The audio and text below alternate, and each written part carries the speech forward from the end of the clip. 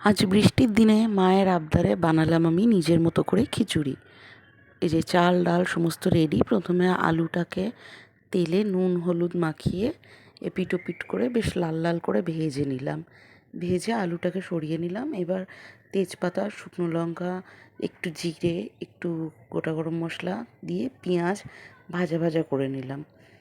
ভাজা ভাজা পেঁয়াজটা যখন লাল লাল হয়ে যাবে তারপরে তাতে দিলাম টমেটো এবং আদা, নুন, তার সাথে হচ্ছে আপনার আদা বাটা দিয়ে ভালো করে নেড়ে ছেড়ে বাকি মশলা হলুদ, জিরে গুঁড়ো, সামান্য ধনের গুঁড়ো, একটু ঝাল হওয়ার জন্য লঙ্কা আর চিনি ব্যালেন্সের জন্য দিয়ে ভালো করে মিশিয়ে নিয়ে তাতে দিয়ে দিলাম মুগ ডাল।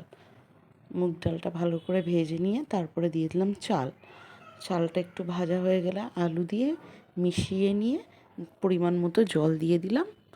দিয়ে এবার এটাকে ফুটতে দিয়ে দিলাম সিদ্ধ হওয়ার জন্য।